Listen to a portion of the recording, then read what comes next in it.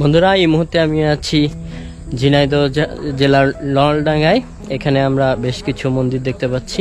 নলডাঙ্গা রাজবাড়ি মন্দির, তবে এটিকে মন্দির না বলে মন্দির কমপ্লেক্স বলাই ভালো, কারণ একটি দুটি নয়, বেশ বড় জায়গা জুড়ে ছড়ানো মোট 7টি মন্দির। এই নলডাঙ্গা রাজবাড়ির রয়েছে অদ্ভুত এক ইতিহাস থেকে জানা যায় প্রায় 500 বছর আগে বিষ্ণু দাস হাজরা নামের একজন সন্ন্যাসী ধর্মের প্রতি দুর্বল হয়ে তার বসতভিটা ছেড়ে নলডাঙ্গা নামক এলাকায় এসে এক জঙ্গলে সন্ন্যাসী হয়ে জীবনে তপস্যা শুরু করেন। আর এই সময় তার জীবনের মোড় ঘুরে যায়। তার তপস্যা করা অবস্থায় 1590 সালে ওই জঙ্গলের পাশের বেগবতী নদী দিয়ে মুঘল সাম্রাজ্যের সুবেদার মানসিংহ তার সৈন্য সামন্ত নিয়ে রাজধানীতে যাচ্ছিলেন। তখন তারা খাবার সংগ্রহের জন্য জঙ্গলে প্রবেশ করেন। তখন সৈন্যরা বিষ্ণু দাস হাজরাকে তপস্যারত অবস্থায় দেখতে পায়। সে সময় বিষ্ণু দাস তাদেরকে খাবার জোগাড় করতে সাহায্য করেন। আর এতে খুশি হয়ে মুঘল সুবেদার তাকে ওই জঙ্গলের আশপাশের মোট 5টি গ্রাম দান করে যান।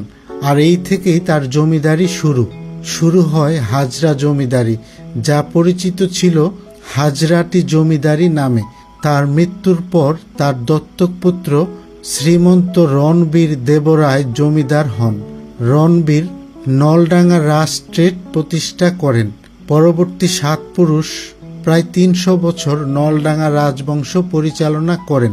একসময় এখানে ছিল রাজা, রাজ্য ও রাজা রক্ষায় সৈন্যবাহিনী। রাজপ্রাসাদ রক্ষার জন্য চারপাশে খনন করা হয়েছিল পরিখা, কিন্তু এখন রাজাও নেই, রাজ্যও নেই। রাজাকে বাঁচানোর জন্য নদীর সঙ্গে তৈরি করা হয়েছিল একটি সুড়ঙ্গ, সেটিও মাটির সঙ্গে মিশে গিয়েছে। ঝিনাইদহের সদর উপজেলার নলডাঙ্গা ইউনিয়নের নলডাঙ্গা গ্রামে এক কালের সাক্ষী হিসেবে এই মন্দিরগুলো আজও রয়েছে পাশাপাশি দাঁড়িয়ে। মন্দিরগুলো হলো শ্রী শ্রী সিদ্ধেশ্বরী মাতার মন্দির, লক্ষ্মী মন্দির, গণেশ মন্দির, বিষ্ণু মন্দির, শিব মন্দির। এই 5টি মন্দির সংস্কার করা হয়েছে। আরও রয়েছে নরগোপাল মন্দির, সর্বশেষ রাজেশ্বর মন্দির, যেটি প্রায় ধ্বংসপ্রাপ্ত। এই মন্দিরটা পুরাই ভেঙে গেছে, শুধু একটি মাত্র দেওয়াল অবশিষ্ট আছে, এবং সেই দেওয়ালটি দেখলেও বোঝা যায় যে কতটা সুন্দর ছিল। কিন্তু এখানে ইতিহাসের বর্ণনায় ভিন্নতাও পরিলক্ষিত হয়। কারো কারো মতে 1640 সালে পরবর্তী জমিদার রাজা কেদারেশ্বর নলডাঙ্গা আক্রমণ করে দখল করে নেন। পরে চণ্ডীচরণ দেবরায় কেদারেশ্বরকে পরাজিত করে নলডাঙ্গা নিজের দখলে নেন। অনেকের মতে এই চণ্ডীচরণ হচ্ছে রণবীর দেবরায়ের পুত্র। দিল্লির দরবার থেকে তিনি রাজা উপাধিতে ভূষিত হয়েছিলেন।